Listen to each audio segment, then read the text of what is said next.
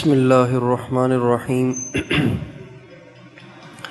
ان الحمد للہ نحمده ونستعینه ونستغفره من يهده اللہ فلا مضل له ومن يضلل فلا هادی له واشهد ان لا الہ الا اللہ وحدہ لا شریک له واشهد ان سیدنا ونبینا وحبیبنا وشفیعنا وقرۃ اعیننا محمدا عبدہ ورسولہ صلی اللہ تبارک و تعالی علیہ وعلی آلہ واصحابہ وازواجہ وذریتہ وبارک وسلم تسلیما کثیرا اما بعد فاعوذ باللہ من الشیطان الرجیم بسم اللہ الرحمن الرحیم المال والبنون زینۃ الحیاۃ الدنیا والباقیات الصالحات خیر عند ربک ثوابا وخیر الاملا سبحان ربک رب العزۃ عما یصفون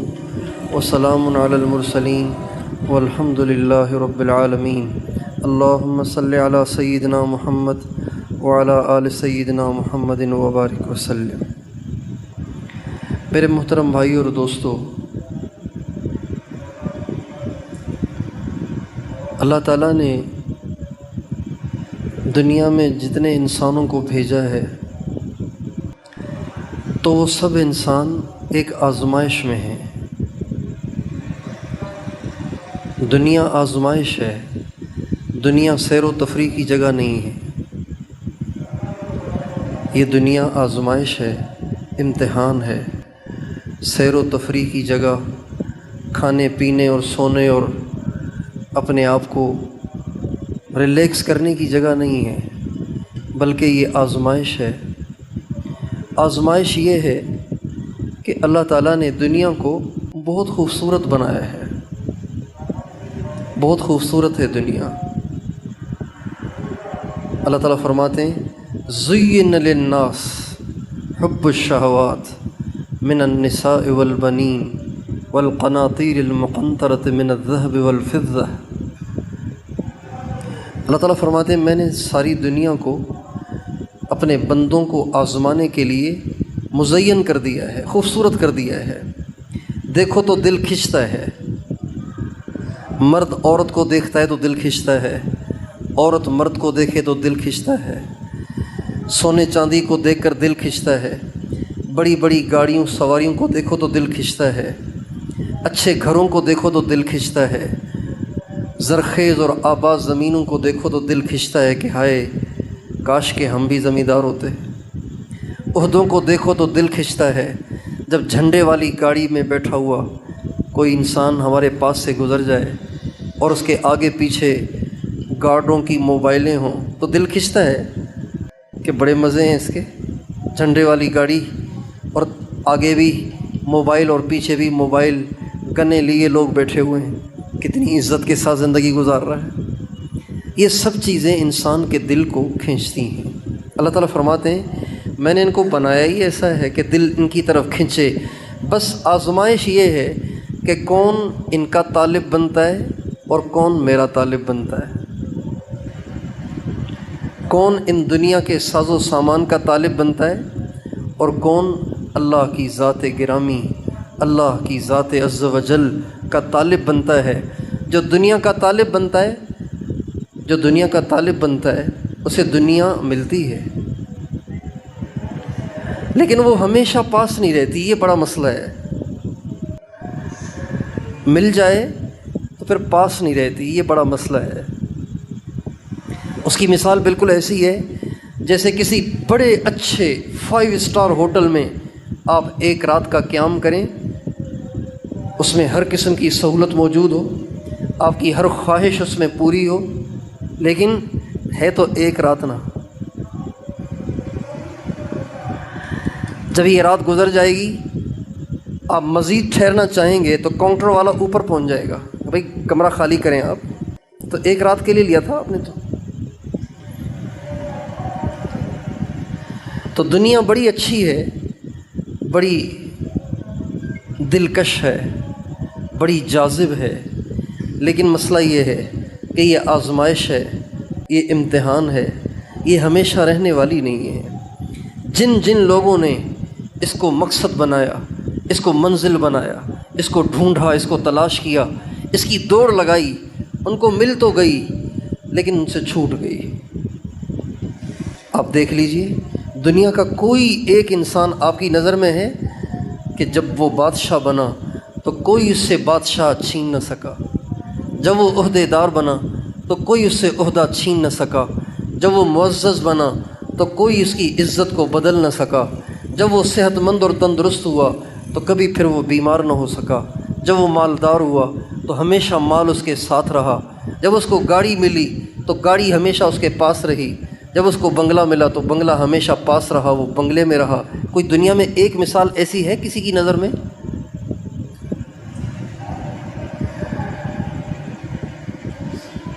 حضرت خواجہ عزیز الحسن مجذوب رحمۃ اللہ علیہ، ہمارے ایک بہت بڑے بزرگ گزرے حکیم الامہ مولانا اشرف علی صاحب تھانوی رحمۃ اللہ علیہ، ان کے خلیفہ مجاز تھے، بڑے اللہ والے تھے۔ ان کے کچھ اشعار ایسے ہیں کہ جو انسان کی سوئی ہوئی آنکھ کو جگا دیتے ہیں، اس کے دل کی غفلت کے پردوں کو چاک کر دیتے ہیں۔ ان میں سے ایک شعر ان کا یہ ہے: اجل نے نہ کسرا ہی چھوڑا نہ دارا، اسی سے سکندر سا فاتح بھی ہارا۔ سکندر ایک بہت بڑا فاتح تھا جس نے بڑی دنیا فتح کی تھی، اور تاریخ نے اسے، مورخین نے اسے فاتح اعظم کا نام دیا ہے۔ فاتح اعظم، سب سے زیادہ ملکوں کو فتح کرنے والا، اور کبھی اس نے ہار کی شکل نہیں دیکھی، ہار اس نے دیکھی نہیں، فتح ہی فتح، فتح ہی فتح۔ تو خواجہ صاحب فرماتے ہیں کہ تھا تو وہ فاتح اعظم، لیکن جب موت کا سامنا ہوا تو پھر اسے ہار ماننا پڑی، اور اس نے ہتھیار ڈال دیے، اور اس کے سامنے وہ ٹک نہیں سکا۔ بڑے بڑے لشکروں کو اس نے ہرایا، بڑی بڑی فوجوں کو اس نے ہرایا، بڑے بڑے جرنیلوں کو اس نے بیڑیاں پہنائیں اور انہیں توپ پہنائے، اور انہیں اپنے جیلوں میں ڈالا، اور ان کی گردن تن سے جدا کی، لیکن جب موت سے آمنا سامنا ہوا تو پھر وہ کچھ کر نہیں سکا، وہ بھی ہار گیا۔ یہ سکندر اعظم، اور ایک دارا، وہ بھی بڑا بادشاہ گزرا ہے۔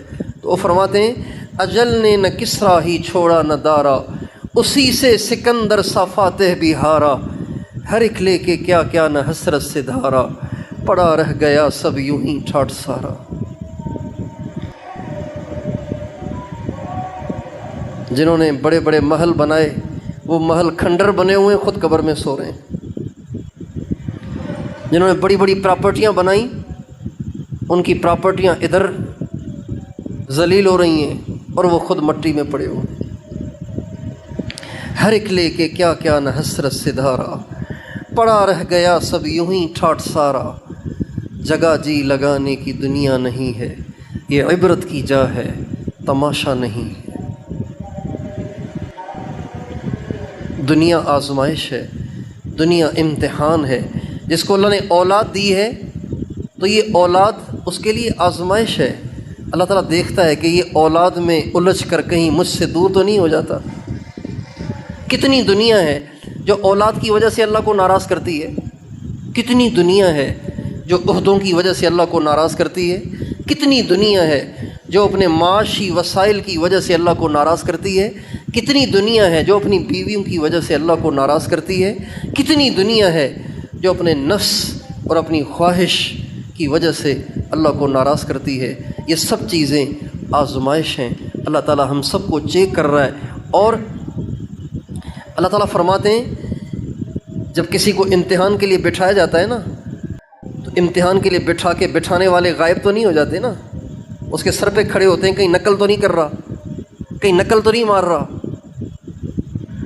تو اللہ تعالیٰ فرماتے ہیں الم یعلم بان اللہ یرا، اے دنیا بھر کے انسانوں، تمہاری زندگی سے تو ایسے لگ رہا ہے جیسے تم سمجھ رہے ہو کہ کوئی دیکھ ہی نہیں رہا، حالانکہ اللہ تو دیکھ رہا ہے۔ کسی کا کوئی لمحہ ایسا نہیں ہے کہ جس میں اس پہ اللہ کی نظر نہ ہو، کسی کی کوئی گھڑی ایسی نہیں ہے جس پہ اللہ کی اس پہ نظر نہ ہو، اور کوئی کہیں بھی ہے اللہ کی نظروں میں۔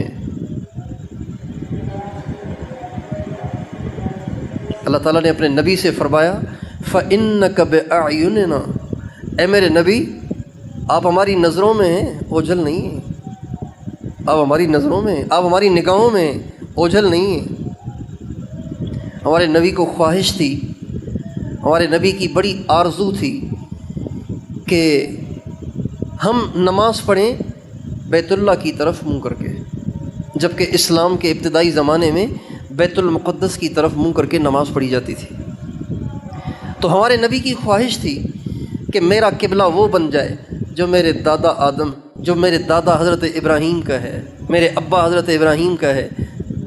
لیکن اب یہ ایسی چیز ہے نا کہ جس کا خواہش سے تو تعلق نہیں ہے، دعا سے تو تعلق نہیں ہے، یہ تو اللہ کی طرف سے حکم ہے۔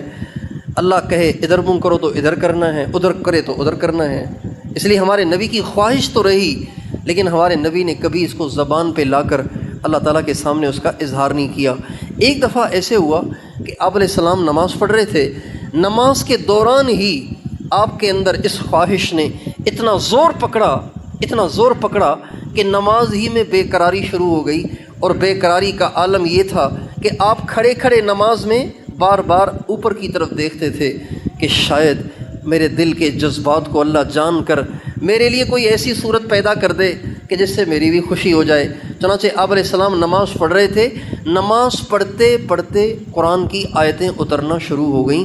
عام طور پر وہی نماز میں نہیں، نماز سے باہر اترتی تھی، اس دن وہی ہمارے نبی پہ نماز ہی میں اترنا شروع ہو گئی۔ اللہ تعالیٰ نے فرمایا قَدْ نَرَىٰ تَقَلُّبَ وَجْهِكَ فِي السَّمَاءِ فَلَنُوَلِّيَنَّكَ قِبْلَةً تَرْضَاهَا، اے میرے نبی میں دیکھ رہا ہوں تو نماز میں کھڑے کھڑے بار بار اوپر دیکھ رہا ہے، مجھے تیرے دل کی بے قراری کا علم ہے۔ میرے نبی آج کے بعد ہم تیرا قبلہ وہ بناتے ہیں جو تجھے پسند ہے۔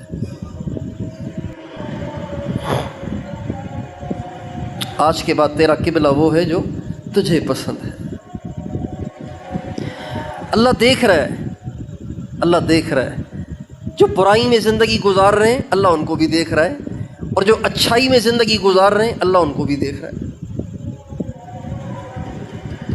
یہ آیت اس وقت اتری تھی الم یعلم بان اللہ یرا، جو آپ کے سامنے میں نے پڑھی، یہ آیت اس وقت اتری تھی جب ہمارے نبی بیت اللہ شریف میں نماز پڑھ رہے تھے اور ابو جہل ہمارے نبی کے پاس آیا اور اس نے آ کے بدتمیزی شروع کر دی کہ آپ کیوں نماز پڑھتے ہیں یہاں پہ، آپ کو دیکھ کے ہمارے لوگ گمراہ ہوتے ہیں، آپ چلے جائیں یہاں سے۔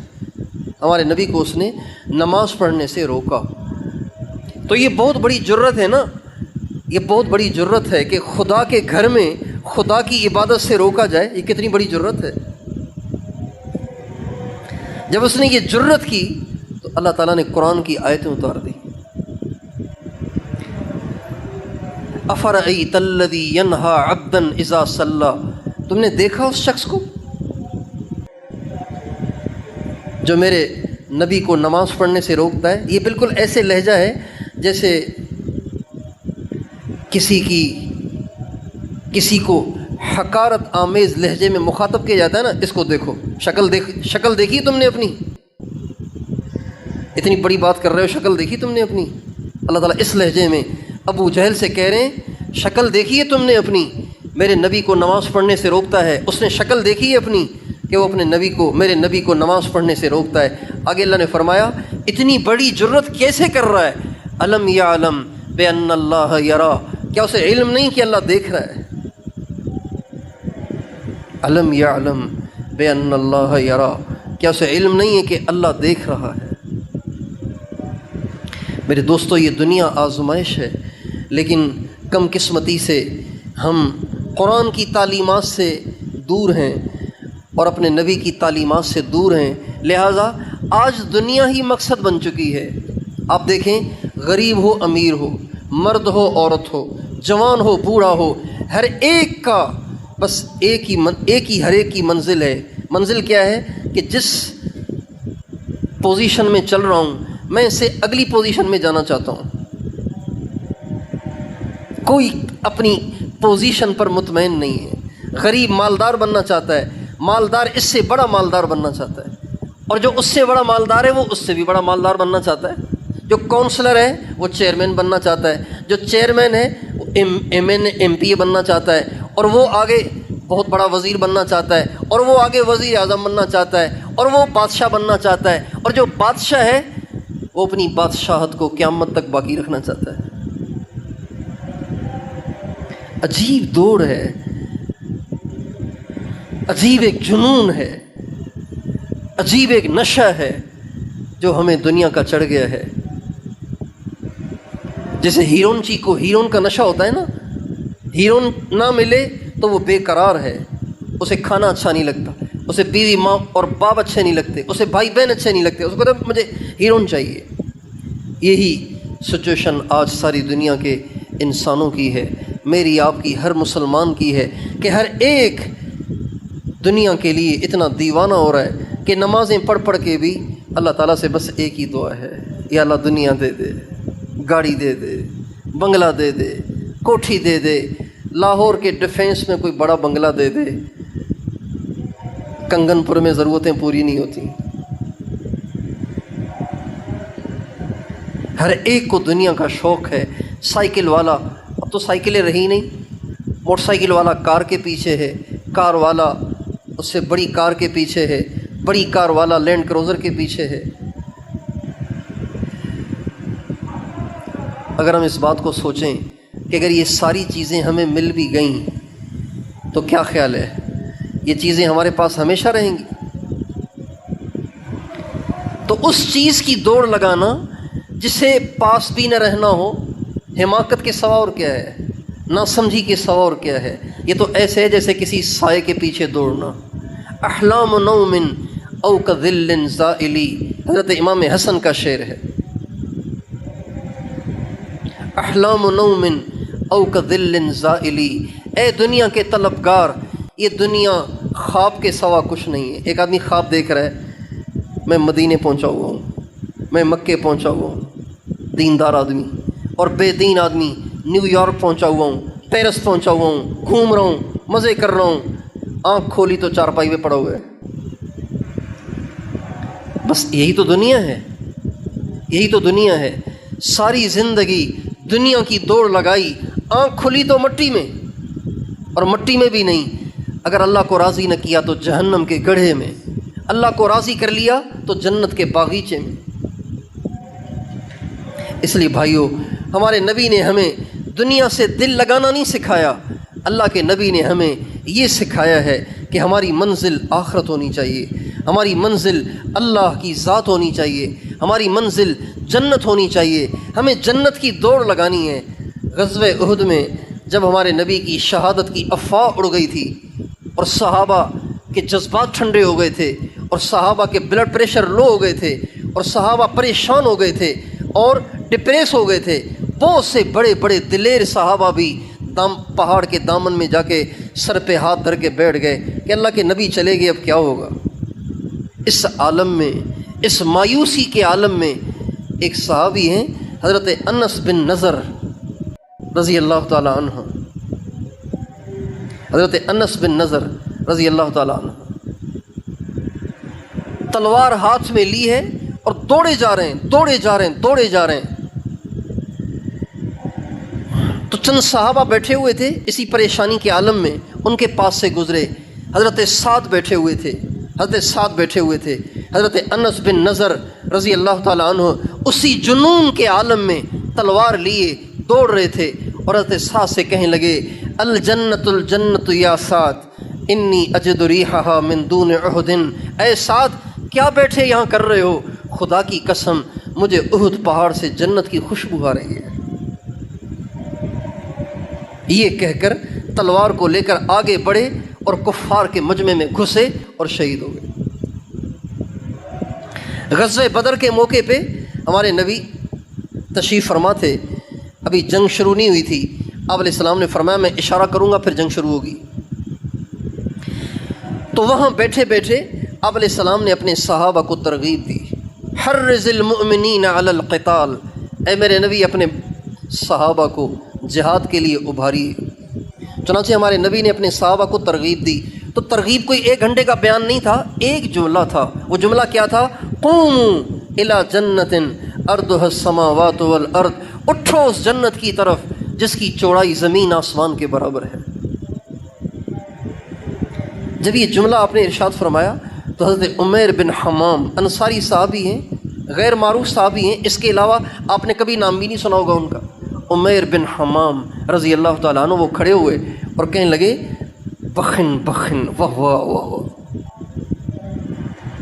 جیسے بیان کے دوران بعض دفعہ خطیب کوئی اچھا بول جاتا ہے، کوئی اچھا واقعہ سنا دیتا ہے تو سارا مجمع بولتا واہ واہ سبحان اللہ۔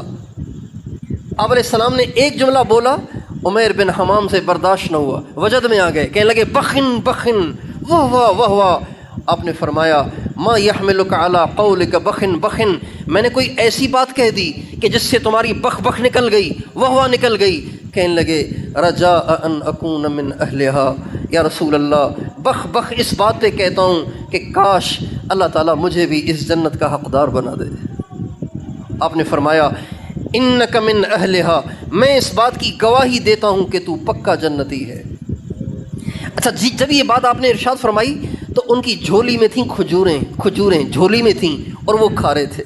صحابہ کی زندگی دیکھیں نا، کیسی مسافرانہ زندگی گزارتے تھے۔ جھولی میں کھجوریں ہیں، یہی ان کا ناشتہ ہے، یہی ان کا دوپہر کا کھانا ہے، یہی ان کا رات کا کھانا ہے، یہی ان کا ڈنر ہے، یہی سب کچھ ہے۔ کھجوریں کھا رہے تھے۔ جب آپ علیہ السلام نے جنت کی بشارت دے دی، اپنے آپ سے کہنے لگے لئن انا حییت حتی آکل تمراتی ہذہ ان ہذہ لحیات طویلہ۔ اللہ کے نبی نے جنت کی بشارت دے دی ہے، اب اگر یہ کھجوریں ختم ہونے تک انتظار کروں تو یہ تو بڑا لمبا انتظار ہے، یہ تو بڑی لمبی زندگی ہے۔ جب جنت ہی کی بشارت مل گئی ہے تو ان کھجوروں کے ختم کرنے کی ضرورت ہی کیا ہے؟ چنانچہ القا تمرات، ان کھجوروں کو انہوں نے پھینک دیا اور تلوار کو لیا اور کفار کے مجمع میں گھسے اور شہید ہو گئے۔ یہ ہمارے نبی کی تعلیمات ہیں۔ دنیا کی دوڑ لگانا یہ مسلمان کو زیب نہیں دیتا۔ مسلمان گندی دنیا کے پیچھے دوڑا جا رہا ہو، یہ کوئی زندگی ہے؟ جبکہ مقدر سے زیادہ نہ ملنا طے ہو چکا ہے۔ جس کے مقدر میں چوپڑی ہے وہ بے روزگار ہو تب بھی چوپڑی کھائے گا۔ جس کے مقدر میں سوکھ ہی ہے وہ چاہے کتنا بڑا روزگار کمانے والا ہو تب بھی روکھ ہی کھائے گا۔ آپ اس کا تجربہ کر کے دیکھ لیجئے اور دنیا کے انسانوں کو پرکھ کے دیکھ لیجئے کہ دنیا میں کتنے انسان ہیں جن کے آگے پیچھے ہزاروں لوگ ہیں اور جن کی لاکھوں کروڑوں میں سیلری ہے لیکن کھاتے روکھی ہیں، اور کتنے ایسے ہیں جو بیچارے روزگار کے لیے پریشان ہیں لیکن وہ رزاق ذات ان کو چوپڑی کھلا دیتا ہے، مکھن لگی روٹی کھلا دیتا ہے۔ اس لیے میرے دوستو، دنیا آزمائش ہے، اس کو آزمائش ہی رکھنا ہے، اس کو اپنی رہائش گاہ نہیں بنانا ہے، اس کو اپنی رہائش گاہ نہیں بنانا ہے، اس کو اسی طرح امتحان بنا کے رکھنا ہے۔ چنانچہ نبی کریم صلی اللہ علیہ وسلم کی اپنی زندگی میں ہم غور کرتے ہیں تو ہمارے نبی نے ساری زندگی فقیرانہ گزاری ہے۔ ایک دفعہ آپ علیہ السلام تشریف فرما تھے تو دھڑوم ایک فرشتہ آیا۔ جبریل علیہ السلام نے کہا یا رسول اللہ، یہ فرشتہ آج زمین پر پہلی دفعہ اترا ہے، آج سے پہلے کبھی نہیں اترا، آج پہلی دفعہ آیا ہے۔ کس لیے آیا ہے؟ تو کہنے لگے یہ ساری زمین کے خزانوں کی چابیاں لے کے آپ کی خدمت میں پیش کرنے آیا ہے۔ اللہ تعالیٰ نے مجھے بھیجا ہے کہ میرے نبی سے پوچھو کہ میرے نبی آپ بادشاہ نبی بن کے رہنا چاہتے ہیں یا بندہ نبی بن کے رہنا چاہتے ہیں؟ کیا چاہیے آپ کو؟ نبوت تو برقرار رہے گی، درجہ برقرار رہے گا، اللہ کے حبیب آپ تھے اور ہیں اور رہیں گے، اس میں کوئی کمی نہیں آئے گی۔ بس آپ اختیار کریں فقیر بننا ہے یا امیر بننا ہے، ان میں سے کسی ایک چیز کو اختیار کریں۔ بادشاہ بننا ہے یا غلام بن کے، بندہ بن کے زندگی گزارنی ہے۔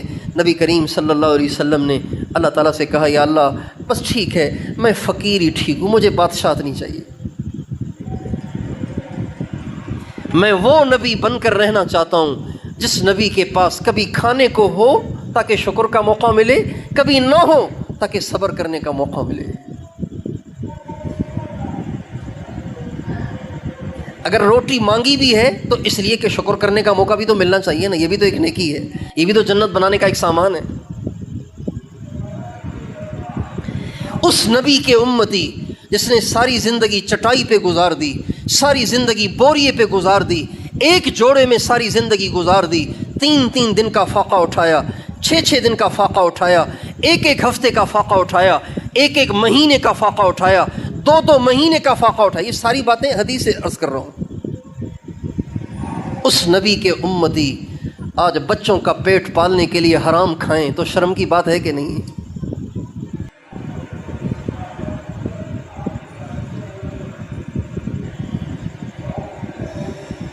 کیا منہ دکھائیں گے اپنے نبی کو قیامت کے دن کہ یا رسول اللہ نماز کے لیے ٹائم ہی نہیں تھا، میں تو کسان آدمی تھا، غریب آدمی تھا، نماز کے لیے تو مجھے ٹائم ہی نہیں ملتا تھا۔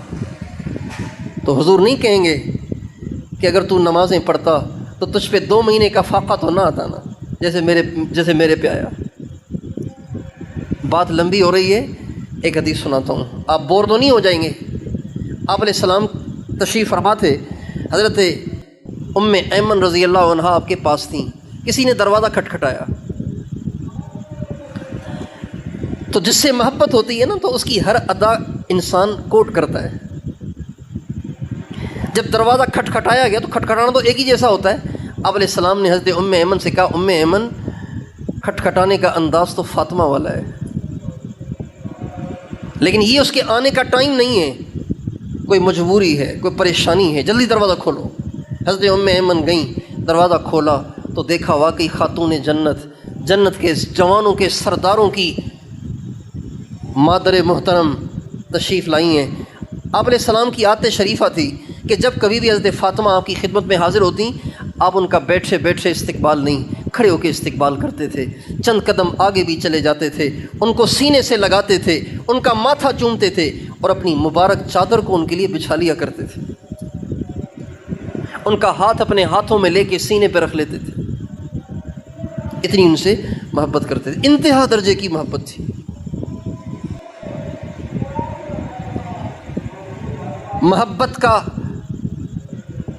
محبت کی جو سطح ہے وہ تو واضح ہو گئی نا آپ پہ کہ آپ علیہ السلام کو اپنی بیٹی فاطمہ سے کتنی محبت تھی۔ جس سے جتنی محبت ہوتی ہے اس کا دکھ اتنا اذیت ناک ہوتا ہے، جس سے جتنی زیادہ محبت ہوتی ہے اس کے دکھ سے اتنی زیادہ ٹینشن اور پریشانی ہوتی ہے۔ حضرت اماں فاطمہ آئیں، اب سنیے، اماں فاطمہ آئیں، بیٹی کیسے آنا ہوا؟ کہ یا رسول اللہ میرے گھر میں کئی دن سے کھانے کے لیے کچھ نہیں ہے، علی نے مجھے بھیجا ہے کہ دیکھو رسول اللہ کے پاس کچھ ہو تو لے آؤ۔ آپ تھوڑا سا اس منظر کو آنکھوں کے سامنے لائیے کہ باپ وہ ہے جو پرایوں کے لیے بھی روتا ہے، دشمنوں کے لیے بھی روتا ہے، دشمنوں کا دکھ بھی اس سے دیکھا نہیں جاتا۔ جب اس کے پاس سب سے پیاری بیٹی اپنے فاقے کی شکایت لے کے آئی ہوگی، آپ کے دل کا کیا حشر ہوا ہوگا؟ لیکن چونکہ آپ آزمائش سمجھتے تھے، لہذا آپ اس پریشانی کو پی گئے۔ آپ علیہ السلام نے عجیب جواب دیا، فرمایا بیٹی تیرے باپ کے گھر میں بھی 1 مہینے سے کچھ نہیں ہے، تیرے پاس تو چند دن سے نہیں ہے نا، تیرے باپ کے گھر میں تو 1 مہینے سے کچھ نہیں ہے، لیکن ہاں ابھی مجھے کسی نے ہدیے میں بکریاں بھیجی ہیں، بکریاں کسی نے ہدیے میں بھیجی ہیں، کہو تو تجھے 5 بکریاں دے دوں جن سے تم زندگی کا گزارا کرو، اور کہو تو تمہیں 5 اللہ کے نام سکھا دوں، بتاؤ کیا چاہیے؟ اتنے دن کے فاقے کے بعد بھی آزمائش میں ڈال رہے ہیں کہ اللہ کے نام چاہیے یا بکریاں چاہیے، حالانکہ یہ بھی تو کر سکتے تھے، بیٹا یہ 5 بکریاں لے جاؤ گزارا کرو، لیکن آئندہ جب پریشانی ہو نا تو یہ نام ہے اللہ کے، یہ اللہ کے نام پڑھ کے تم دعا کر لیا کرنا، تمہاری ضرورتیں اللہ پوری کر لیا کرے گا۔ یہ نہیں فرمایا بکریاں چاہیے کہ اللہ کے نام چاہیے، کہا ابو آپ مجھے اللہ کے نام دے دیں وہ مجھے کافی ہیں۔ یا اول الاولین و یا آخر الآخرین و یا ذا القوة المتین و یا راحم المساکین و یا ارحم الراحمین، یہ 5 نام آپ نے فرمایا ان کو پکار، ان ناموں سے اللہ کو پکار کر جو دعا کرو گی وہ قبول ہوگی۔ حضرت اماں فاطمہ اسی فاقے کے ساتھ، اسی خالی پیٹ کے ساتھ، اسی بھوک کے ساتھ 5 اللہ کے نام لے کر حضرت علی کے پاس آئیں۔ حضرت علی نے پوچھا کیا ہوا فاطمہ؟ کہنے لگی دنیا لینے گئی تھی، دین لے کے آئی ہوں۔